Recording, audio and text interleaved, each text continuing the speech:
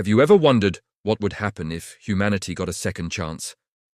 I'm not talking about rewinding a few years, but going all the way back to the very beginning. Well, the new sci-fi epic, Echoes of Eden, tackles exactly that, and let me tell you, it's a wild ride. The year is 2099, the Earth is a husk of its former self. Pollution chokes the skies, resources are depleted, and our planet is on life support. Humanity's last hope isn't in the stars, but in the past. Using a risky, untested form of time travel, a select group of pioneers, soldiers, and scientists embarks on a desperate mission to travel back millions of years to the prehistoric era, a time when Earth was lush, vibrant, and untouched. Their goal? To start over. Now, this isn't your typical time travel flick where they just need to avoid stepping on a butterfly. These people are leaving everything behind forever. The emotional weight of this decision is palpable from the very first scene. We see families torn apart, final goodbyes said to a dying world. The film does a phenomenal job of making you feel the desperation and the sliver of hope that drives them. Our main character is Dr. Eris Thorne, the brilliant but haunted physicist who masterminded the time jump technology. He's played with incredible depth, carrying the guilt of his era's failures on his shoulders. He's not your typical action hero. He's a thinker, a man forced into a leadership role he never wanted, wrestling with the moral implications of their mission. Are they saving humanity, or are they an invasive species, destined to repeat the same mistakes? When they arrive, the sheer beauty of the prehistoric world is breathtaking. The cinematography is stunning. Imagine lush jungles teeming with life, skies so clear they hurt your eyes, and colossal creatures roaming the plains. The visual effects team deserves all the awards for bringing this lost world to life. You can almost feel the humidity and smell the damp earth. It's a paradise, but a dangerous one. This is where the film truly shines. It's not just about surviving giant insects or dodging dinosaurs, though there's plenty of that thrilling action. The real conflict is internal. The modern humans, with all their technology and knowledge, are surprisingly helpless. Their advanced gear starts to fail, their supplies dwindle, and they have to learn to live off the land, a land that is completely alien to them. They quickly encounter the early hominids, our distant ancestors. And this is where the movie gets really interesting.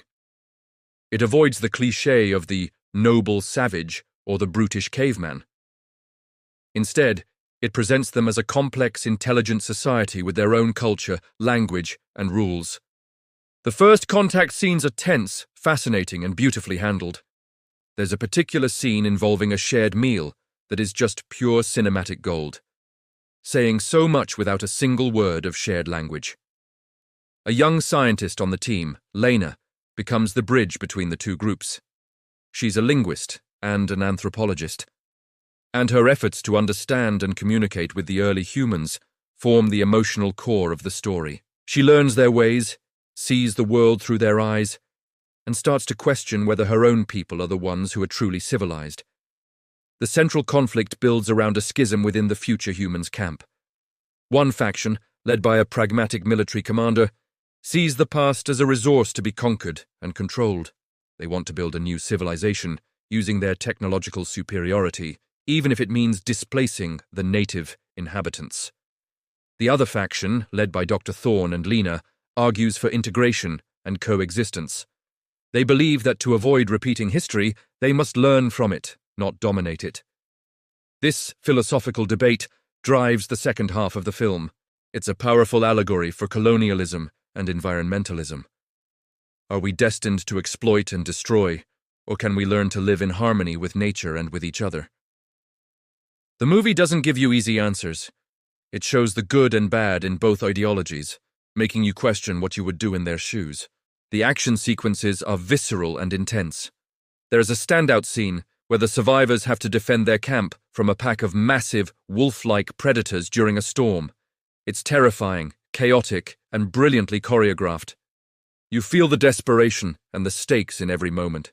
But even in these action-packed moments, the film never loses sight of its characters and its central themes. The relationship between the modern humans and the early hominids evolves in fascinating ways. There's mistrust and conflict, but also moments of incredible empathy and cooperation.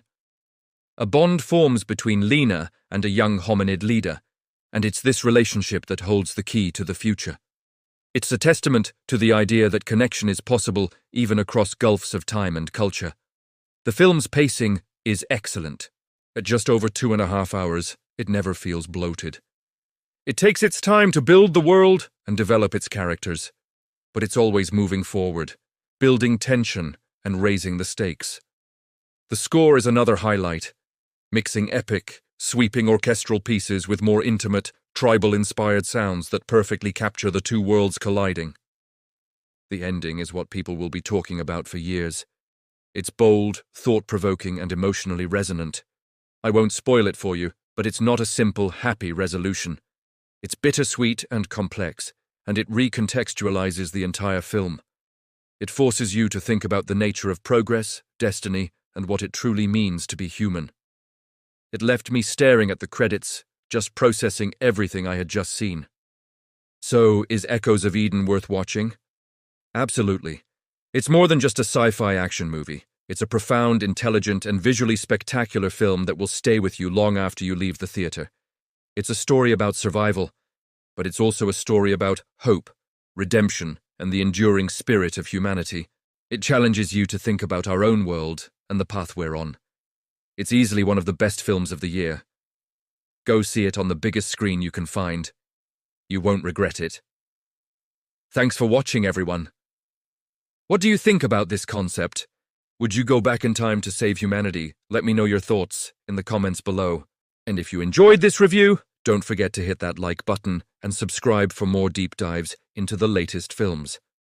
See you next time.